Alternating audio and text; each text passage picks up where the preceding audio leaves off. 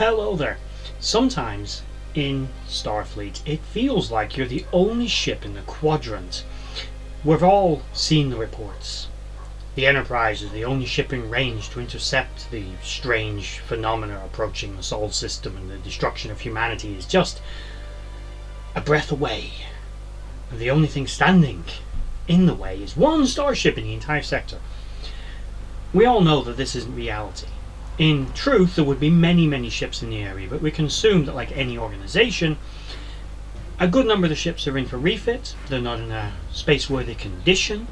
They perhaps are not ships of the line. You've got your frigates and your transports and other such vessels that, yeah, they're technically a starship. They've got a warp drive. They may even have a couple of phasers, but they're not the Enterprise. They're not the flagship. So I always interpret that as it's the flagship. But there's one instance where something befuddling happens, and it almost seems contrived. And so bear with me. So that is answering this question: why Voyager? And what I mean by that is, we know what happened with Chakotay and his Maquis crew being pursued by the Cardassians into the Badlands. They were scanned and then whisked away to the Delta Quadrant. And now what we learn from Janeway when she goes to the penal colony on Earth to talk to Tom Paris, bear in mind, on Earth, is that it's been a week since that incident. Or at the very least, it's been a week that we know of since they lost contact. It's conceivable it's actually been a little longer. Now, did they probably get information from the Cardassians? Yes. Do we know that for a fact? No. It could have been he's been missing a week since his last scheduled communication should have taken place. But let's assume it's been a week. So now we've got Janeway and Paris on Earth, and Janeway trying to convince him to come with her. She succeeds. We skip a little bit ahead. We go to Voyager. Voyager's at Deep Space Nine. Deep Space Nine is a long way from Earth. Now we see Paris arriving via shuttlecraft. Shuttlecrafts of that type are capable of maybe warp 5.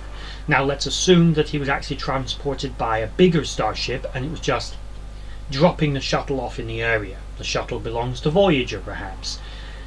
For some reason, that shuttle was not with Voyager but was back at Earth. It could have just been Starfleet issued a shuttle, maybe, and just said, Voyager, keep it. Or maybe it was a shuttle from the starship they were departing from. It wasn't, it was one of Voyager's shuttles. Now Janeway's already there.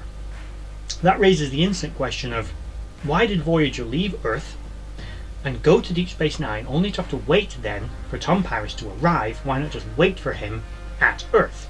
This then raises the question that if Voyager was at Earth, or even if it was at DS9, why was Voyager the only ship that could go after the Maquis ship? Bear in mind again, they've been missing a week by this point, and the caretakers seemingly held on to them for this entire time, and we have to suspension of disbelief what exactly Chakotay and his crew were doing in the Delta Quadrant, because they weren't just unconscious aboard the array, they were in orbit of it, and they were seemingly in the same situation as Voyager when they arrived. So what were they doing for a week? Were they unconscious? Why were they then all released at the same time? That's another question. So then we've got the time it takes Paris to be processed out of jail. Let's assume that was quick. Put aboard some vessel, transported to Deep Space Nine, and we know scaling is a thing in Star Trek sometimes, and time takes a while, but Bajor is not exactly the neighbouring system. Even at maximum warp, it would have taken a while. Let's say, hypothetically, 4 days. So we're now nearing in 2 weeks. Let's assuming he's aboard one of the faster ships, and although we have seen Starfleet vessels seemingly make it to Earth much faster than that, we know that that was sometimes a plot contrivance, and we can assume that we're missing a big chunk of time. It's going to take him a few days to reach DS9, so we're now approaching on 2 weeks that the Maquis ship has been missing. So, why Voyager? Why was Voyager really the only ship in the area? We know by this point that there are runabouts. There are other Starfleet ships. And we can't say that, yeah, Voyager's unique. Janeway says it. You've never seen Voyager. True. But I raise you that the Maquis ship, the Condor class, is also a Federation vessel, also a human ship. Condor-class ships are not unique to the Maquis. Starfleet and humanity have more of them, not to mention Danube-class runabouts, Peregrine-class fighters, and other vessels that are in the area. Now, assuming Voyager is the only Intrepid-class ship in the area and was one of the few vessels that can enter the Badlands, fine. But what about the Defiant? There are many other ships that are available to go after this. Why does it? Because Tuvok is technically her subordinate. Does that mean that Starfleet, this massive organization with millions of members, really says, oh well, he's Janeway's subordinate, therefore it has to be Voyager and Janeway that go after him. This untested ship with a new crew and a new captain, they're going to go into the Badlands looking. And what was exactly the plan when they found him? Just to question it. What were they going to do? Run into a terrorist den filled with Maquis to rescue one person they don't really know needs rescuing?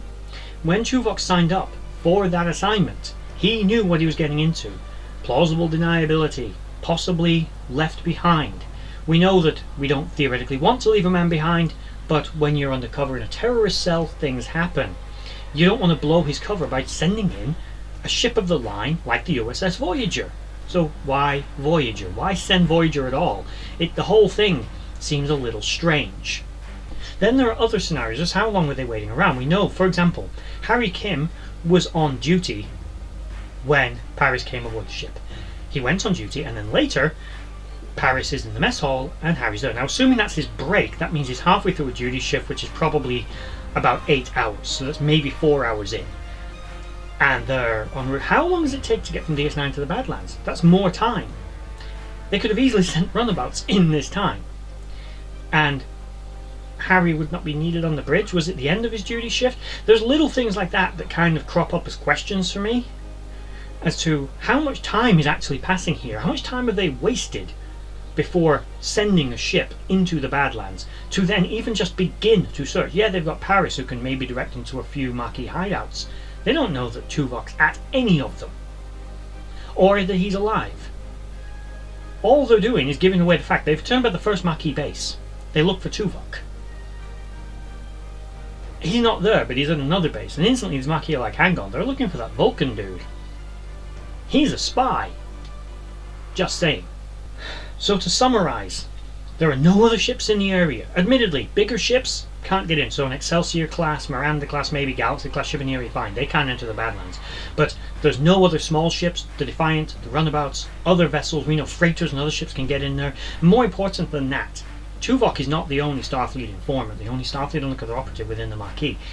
Are they really telling me that I know they know his ship has kind of vanished? But ships disappear in the Badlands all the time. Maybe they're being lied to, maybe they're not. Reach out to their contacts within the Cardassians. They'll probably have spies, Seska, for example. Reach out to their other Starfleet informants within the Maquis. One of them maybe would have been a little easier for them to locate Tuvok and report back what exactly had happened to him, rather than wasting what was probably a good 2 weeks of time getting Voyager ready, getting Voyager in location, assuming, that is, Voyager was already at Deep Space Nine, because why would it have been? What exactly was Voyager already doing in the area? Was it there to support them, arrest Chakotay and his crew, or was it there for some other reason? Let me know in the comments below what you think. This just kind of bugs me. I recently rewatched that episode of Star Trek Voyager, and it just sort of hit me. It's like, why? Every time I watch that, it's just, why Voyager? I'd just like to say a thank you to everyone for watching that video. I hope you enjoyed it. I really enjoy making these. If you did enjoy it, please consider giving a like, share and a subscribe, and maybe checking out the other videos on the screen right now, and in the description box below there are links to my other social media accounts.